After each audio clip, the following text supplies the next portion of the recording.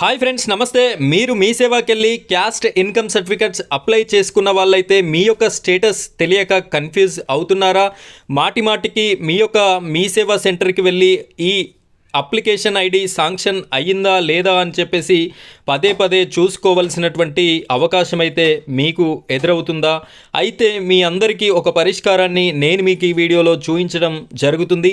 మీ ఫోన్లోనే మీ చేతిలో ఉన్నటువంటి మొబైల్ ఫోన్ ద్వారానే ఇన్కమ్ కానీ క్యాస్ట్ సర్టిఫికెట్స్ కానీ అప్లికేషన్ అప్రూవ్ అయ్యిందా, పెండింగ్లో ఉందా, దానికి సంబంధించినటువంటి స్టేటస్ ఏంటి అనేది మీ మొబైల్లో చెక్ చేసుకోవచ్చు.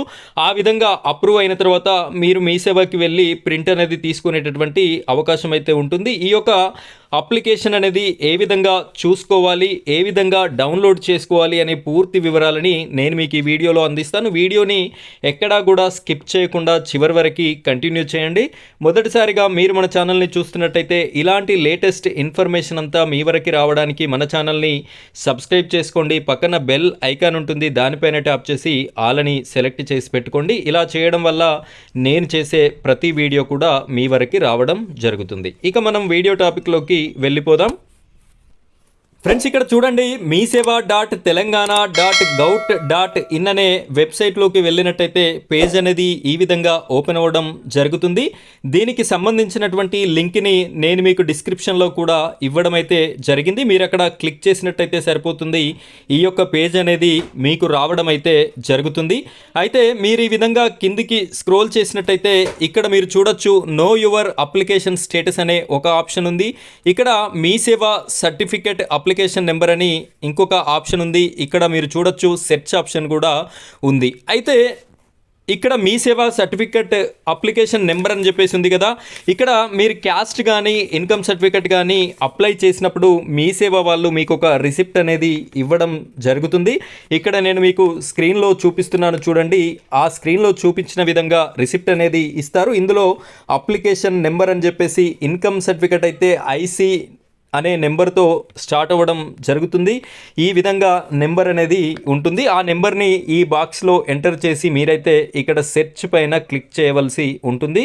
నా యొక్క నెంబర్ని నేను ఇక్కడ ఎంటర్ చేసి క్లిక్ చేస్తాను. చూడండి, నేను ఈరోజే అప్లికేషన్ చేశాను. ఈ వీడియో మీకు చేసి చూపించడం కోసం నేనైతే ఈ అప్లికేషన్ అనేది చేశాను. ఇక్కడ చూపిస్తాను, చూడండి.